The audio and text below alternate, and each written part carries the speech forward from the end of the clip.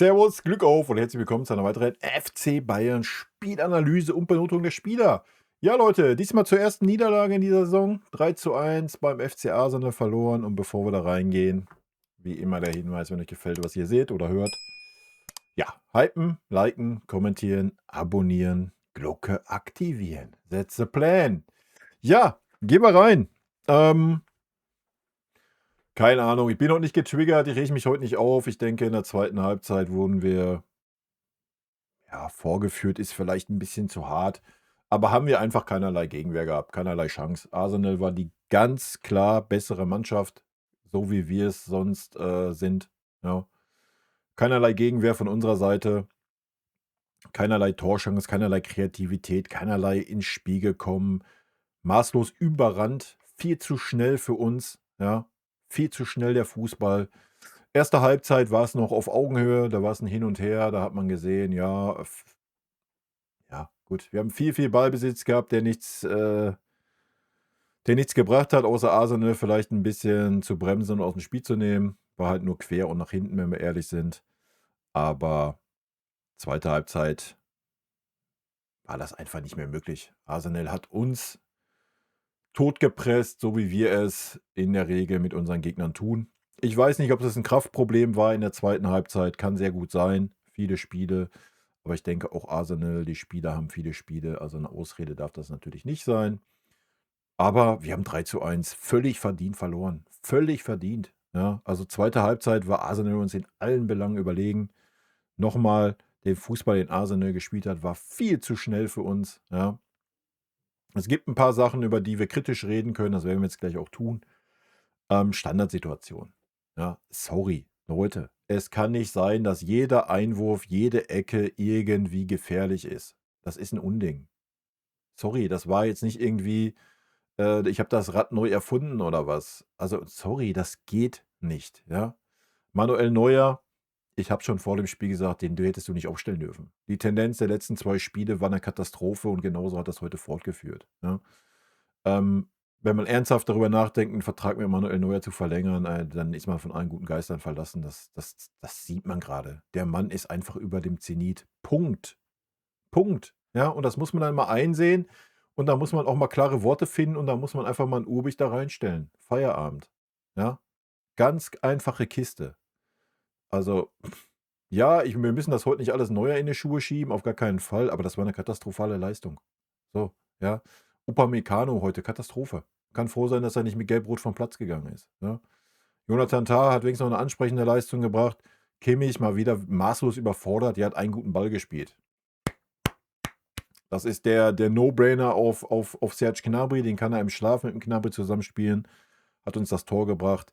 Ansonsten, Junge, der wurde überrannt im zentralen Mittelfeld. Dasselbe mit Pavlovic. Wir waren nicht zugegen im zentralen Mittelfeld.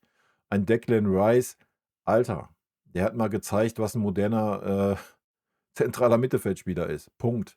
Ja. Das war, Kimmich und Goretzka in einer Person auf Steroide, ja. 'N Saka auf der Seite. Alter, ich meine, wir kennen alle Conny. Wir wissen alle, was Conny für 'ne Maschine ist. Habt ihr gesehen, wie der Saka den Conny, durchgehend im Zweikampf vernascht hat? Wie stabil der im Zweikampf ist, wie schnell der ist? Ja, ist einfach Qualität, ja? Und ich habe es gesagt, wenn Arsenal 'nen guten Tag hat, wir nicht so 'n guten Tag, ja, dann kann das so laufen, wie's gelaufen ist, ja? Wie gesagt, erste Halbzeit haben wir's noch clever gemacht, aber auch da, ja, wenn Arsenal am Ball war, waren die viel schneller. Vom Kopf her, von der Physis her. Man hatte nicht den Eindruck, dass wir bei 110% sind oder annähernd bei 100% von der Physis heute. Ja, und dann geht das so aus. Dann ist das noch auswärts, dann wird das Publikum mitgenommen. Ja, und dann läuft das Spiel so, ja. So, es gibt kein Rückspiel, ja, es werden noch keine Titel vergeben, von daher Mund abwischen weiter. Und wir werden sehen, wann wir auf Arsenal treffen in der Champions League, ja. Das wird dann ein sehr hochinteressantes Duell werden, aber du musst dann, körperlich fit sein und das waren wir heute nicht. Also, gefühlt war das heute nicht 100% körperliche Fitness. Man hat's in der ersten Halbzeit ein bisschen kaschiert mit super lahmarschigen Ballbesitz. Aber wir haben ja nicht einmal viel Bewegung ohne Ball gehabt. Lennart Kahl, ja, ein bisschen Michael Olise, das war's. Serge Gnabry,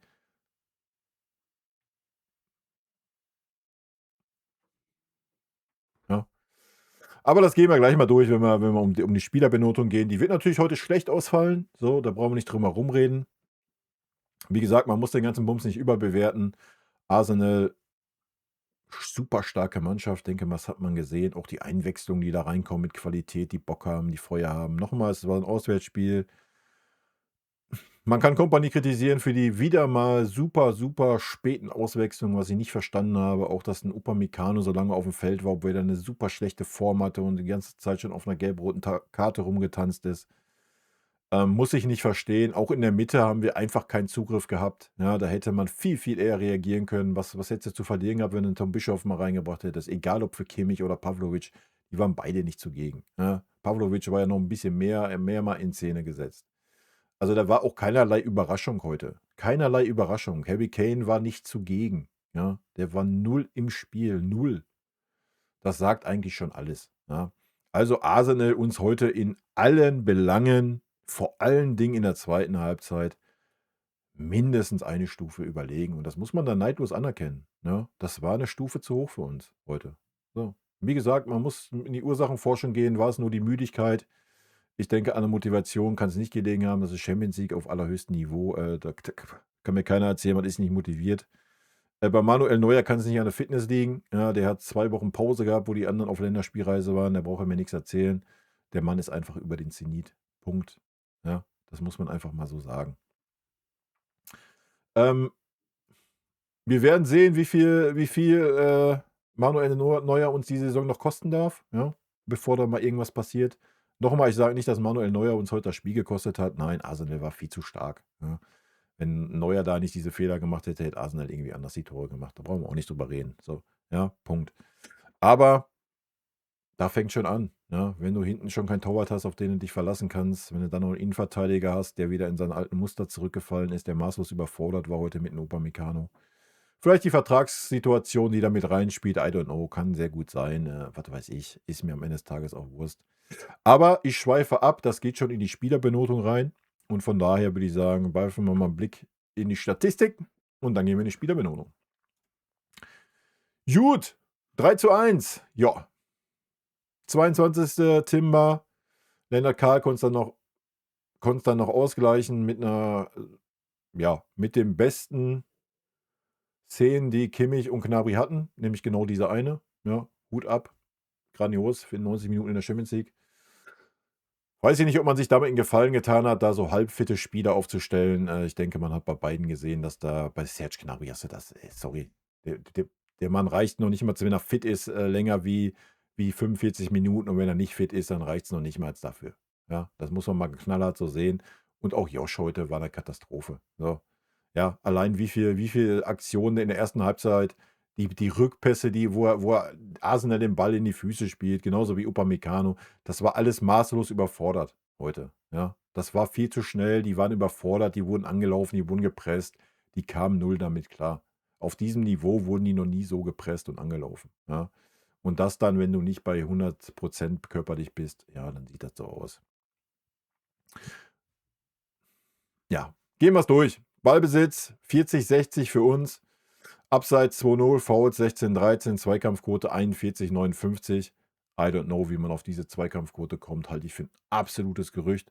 Schüsse aufs Tor 8:2, Schüsse insgesamt 12:8, Ecken 6:1, angekommene Pässe 275:462, Flanken 6:5.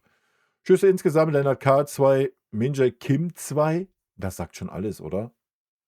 Das sagt alles. Min-Jae Kim, der wann in der 80. Minute eingewechselt wurde, hat dann 2 Torschüsse. Wild. Ja.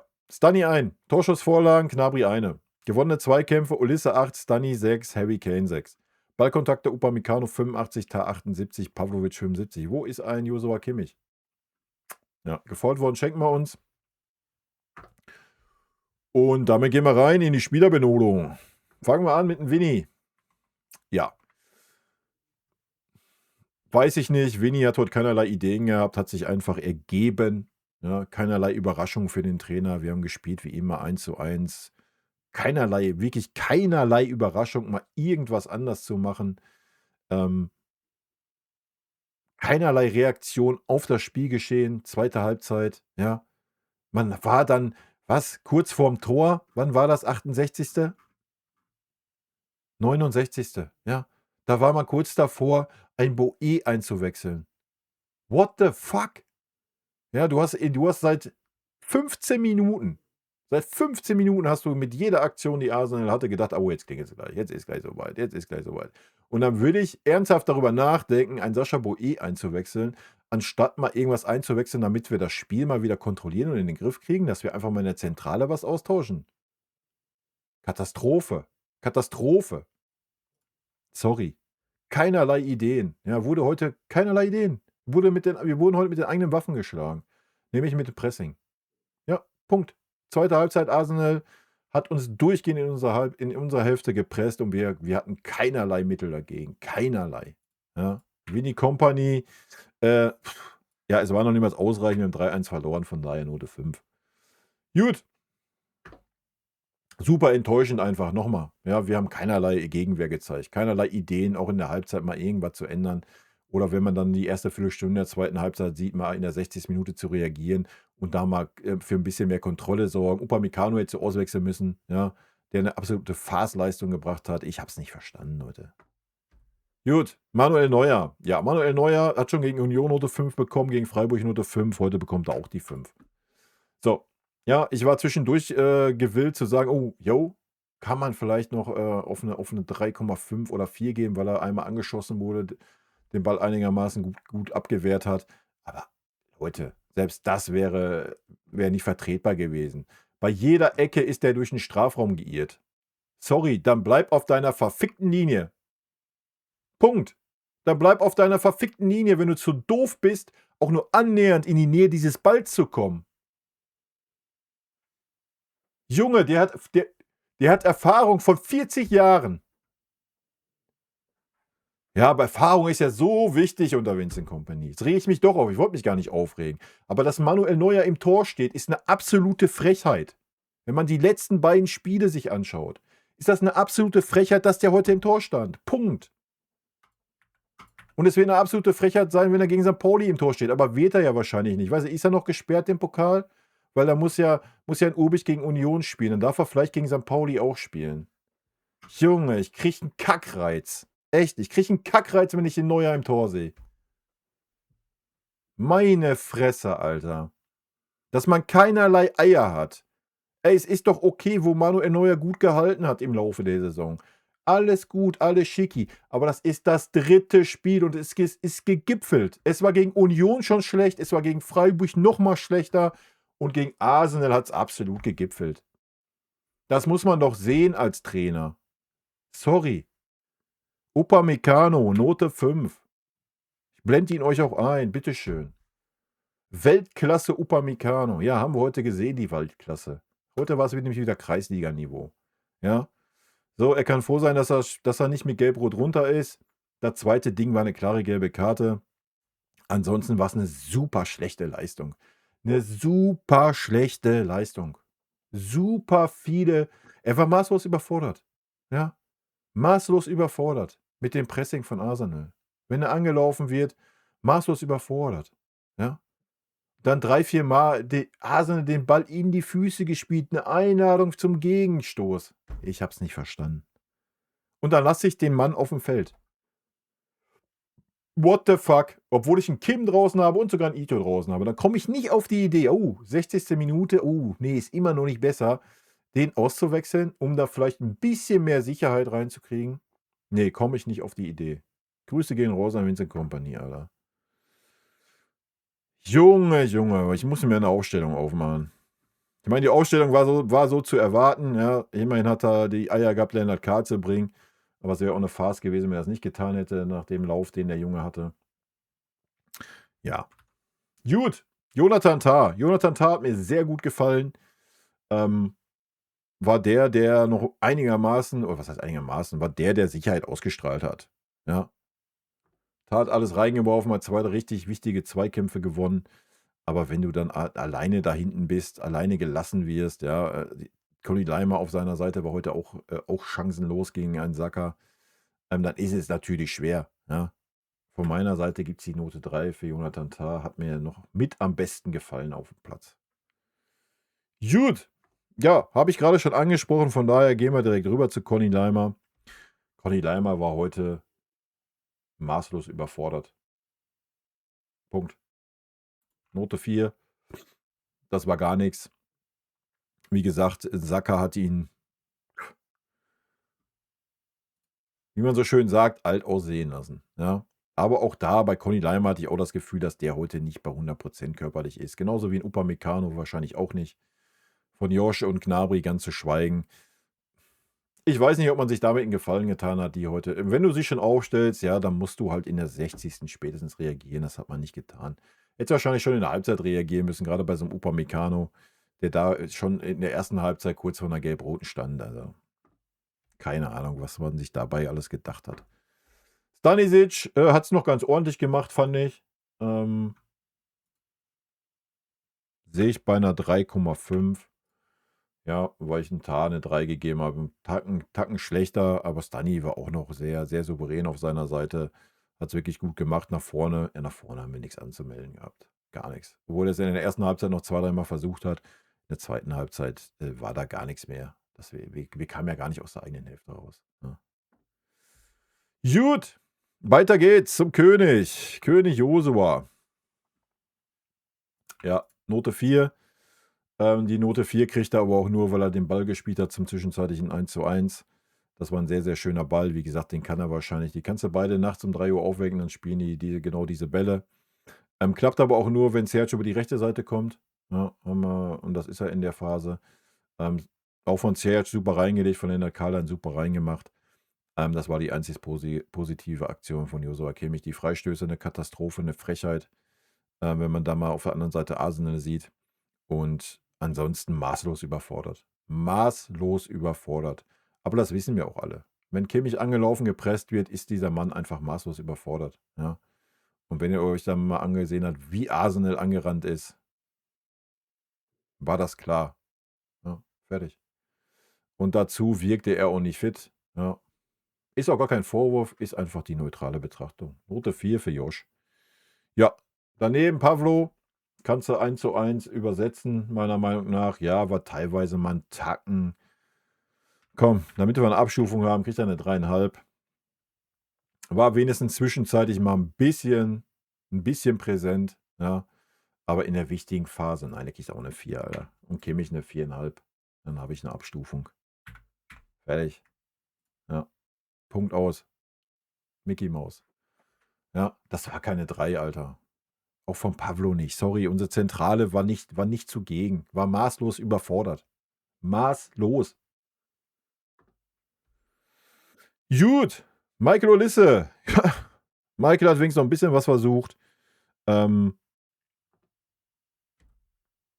haben offensiv einfach nicht stattgefunden. Wir haben offensiv einfach nicht stattgefunden. Ja. Michael von meiner Seite, ich habe 'n Tar 'ne 3 gegeben. Gebe ich Michael 3,5.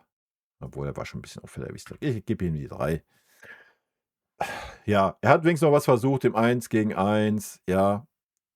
Aber er hat natürlich auch nicht so viele Szenen gehabt, hat aber stark mit nach hinten gearbeitet, war sich da nicht zu schade irgendwie. Das war völlig fein. Aber offensiv haben wir halt einfach nicht stattgefunden, ne? Das muss man ganz klar sagen. Gut, Lennart Kahl, ja. Wenn wir Michael eine 3 geben, müssen wir Lennart Kahl natürlich eine 2,5 geben, hat das Tor gemacht. War aber ansonsten, ja, hat nochmal 1, 2 Aktionen gehabt, aber nochmal, wir haben offensiv nicht stattgefunden. So, und da kann Lennart Kahl dann auch nichts für. Wir kamen in der zweiten Halbzeit ja gar nicht in die Verlegenheit, mal den Ball in der eigenen Reihen, geschweige denn im Angriff zu haben. Ja. Ja. Gut. Serge Gnabry. Ja. Kriegt von mir die 3,5, weil er das Tor vorbereitet hat. Ja, jetzt könnt ihr natürlich sagen, oh ja, Michael Olise hat kein Tor vorbereitet, bla, Sülz. Ja, das war die einzige Aktion, die Serge Gnabry hat. Ansonsten hast du von dem nichts gesehen im ganzen Spiel, Alter. Kann er froh sein, dass er überhaupt eine 3 davor steht. Harry Kane, ja, müssen wir auch knallhart sagen heute. Note 4, ja, eine 4,5. Das war nichts, Alter. Sorry, das war nichts. Der Mann war genauso maßlos überfordert wie diese ganze Mannschaft. Punkt. Ja, Hat vorne nicht stattgefunden, wie alle anderen Spieler auch nicht. Hat sich dann fallen lassen, hat da viel versucht, ja, hat sich aufgerieben. Wir haben es ja gesehen in den Zweikämpfe. Er, Ulisse, Kane waren da ganz vorne mit dabei. Das war in Ordnung. Aber das war's auch. Das war's. Ja, das war's. Da war nix. Da war keine zündende Idee. Das war alles viel zu langsam. Arsenal war viel zu schnell für uns. Viel zu schnell. Gut. Ja. Komm, ich revidiere es auf eine 4. Also, ein Harry Kane war auf jeden Fall auffälliger wie ein Serge Gnabry und ja, ich mache eine 4 bei Harry, komm. Ja, Einwechslung, keine Ahnung, können wir nicht wirklich benoten, kam viel zu spät. Wir gehen es kurz durch. Jackson hat nicht stattgefunden, wie auch, weil wir gar nicht erst in die Spitze kamen. Was sollen wir da benoten? Ja, Tom Bischoff, ja, kam mal wieder als Linksverteidiger, grandiose Einwechslung, ja, super gut, hat richtig Einfluss gehabt. Ne, natürlich nicht. Ja, hat's ordentlich gemacht, wenn er am Ball war, war ruhig, hat sich da nicht unter Druck setzen lassen von Arsenal. Genau das, was man in der Mitte gebraucht hätte, ja. Genau das, was man in der Mitte gebraucht hätte, aber 60. Minute, Chance vertan. Torwart hat's ordentlich gemacht. Leon Goretzka kam natürlich auch noch, grandios, hatte richtig Einfluss, nehme ich gar nichts. Ja, Punkt. Rafa Guerreiro kam dann natürlich auch noch in der 81. Ähm, ja, auch da keinerlei Einfluss auf dieses Spiel. Wie auch, wir haben vorne nicht stattgefunden, nochmal. Da kam noch Min-Jae Kim, der war natürlich der auffälligste, weil er viele wir haben es ja gesehen, viele Bälle hatte, wenn er in der letzten Reihe stand. War super souverän, war direkt drin, hättest du viel eher bringen müssen für 'n Upamecano. Schade, dass man so wenig Zutrauen zu Min-Jae Kim hat, ja, und dass er dann noch 2 Torschüsse hat, genauso viel wie Lennart Kahl im ganzen Spiel. Sagt dann auch noch mal alles aus, ja. Daran merkst du halt einfach auch, dass uns halt einfach die Frische gefehlt hat. Ich denke, dieses Ergebnis heute, ey, Chapeau an Arsenal nochmal, ja, ich will das gar nicht kleinreden, das war eine bärenstarke Leistung von Arsenal. So, ja.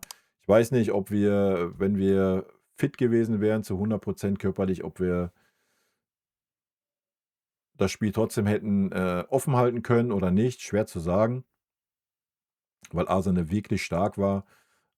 Aber es wäre mit Sicherheit anders gelaufen. Ja, also ich denke, die zweite Halbzeit kannst du ganz klar auf die fehlende Frische, die fehlende Fitness zurück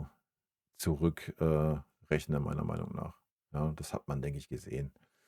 Ähm, schade, dass man das wieder so hingenommen hat, alles, dass man da nicht reagiert hat von Trainerseite. Das ist ein bisschen schade. Ähm, ansonsten ärgert mich das Spiel nicht. Ja, das war eine völlig verdiente Niederlage. Wir waren chancenlos in der zweiten Halbzeit. Arsenal war überragend stark, sowohl im Gegenpressing wie aber auch im Umschaltspiel. Super schnell, ja, die sind gleich zack ausgeschwärmt. Alles das, was du bei uns heute nicht gesehen hast, was wir sonst eigentlich auch tun. Ähm, ja, und deswegen, wir können das ja. Ja, wir können das ja. Deswegen führe ich das einfach auf die fehlende Fitness, Frische zurück. Ja, das braucht es aber auch in solchen Spielen, ja. Und natürlich hat Arsenal das Momentum gehabt, hat zu Hause gespielt. Das spielt natürlich auch alles 'n Faktor. Wir haben 'n super unsicheren Torwart gehabt, der die Gegentore noch mit beschert hat für Arsenal. Das ist natürlich 'n bisschen schade. Und Bewegung ohne Ball war bei uns nicht gegeben, außer von Lennart Kahl und Michael Olise. Und dann reicht das halt einfach nicht, ne? Das muss man dann mal so hinnehmen. Und ja, damit ist der Bann gebrochen. Die erste Niederlage ist da. Vielleicht macht das den Kopf wieder 'n bisschen freier. Ich weiß es nicht. Vielleicht findet man aber auch mal die Eier, Manuel Neuer in Frage zu stellen und auch mal den einen oder anderen Spieler draußen zu lassen. Ich gehe gegen St. Pauli von einer großen Rotation aus. Ja. Ich glaube nicht, dass dann Kimmich, 'n Upa, 'n Conny Leimer auf dem Feld stehen werden. Vorne ist natürlich immer ein bisschen knapp gerade, aber Luis Diaz darf ja wieder. Wir werden sehen. Ne? Gut. Leute, Mund abputzen, weiter geht's, ja. Muss man sich nicht aufregen über das Spiel. Man kann sich über Kompanie aufregen, definitiv, ja. Dass man das so hingenommen hat und die Auswechslungen einfach wieder mal nicht stattgefunden haben. Das muss man nicht verstehen, ne? Keine Ahnung. Aber I don't know, vielleicht höre ich gleich noch was auf der PK, was das irgendwie 'n bisschen erklärt. Ähm, Wie gesagt, man muss jetzt nicht irgendwie hier 'n Fass aufmachen und sagen: „Boah, wir sind chancenlos gegen Arsenal“ oder sonst was. Wir werden's sehen, sollte es in der K.O.-Runde dazu kommen. Und hoffentlich haben wir dann auch die körperliche Fitness, wie sie Arsenal heute hatte. Und dann, wäre es vielleicht dieses atemberaubende 3:3 geworden, aber wir waren heute nicht in der Lage, in der zweiten Halbzeit körperlich nur irgendwas dagegen zu setzen, ne? Von daher verwundert mich auch diese Zweikampfquote hier auf der Bayern-Seite so. Aber gut, sei es drum. Jeder, der das Spiel gesehen hat, ja, hat gesehen, dass wir in der zweiten Halbzeit chancenlos waren. Leute, rot-weiße Grüße gehen raus. Nichtsdestotrotz, habt eine schöne Restwoche und wir hören uns dann, zur Vorbereitung auf St. Pauli wieder. In diesem Sinne, haut rein, bis dann, tschüssi. Vielen lieben Dank für euren Support hier auf den Kanal und in diesem Sinne, gute Freunde kann niemand trennen.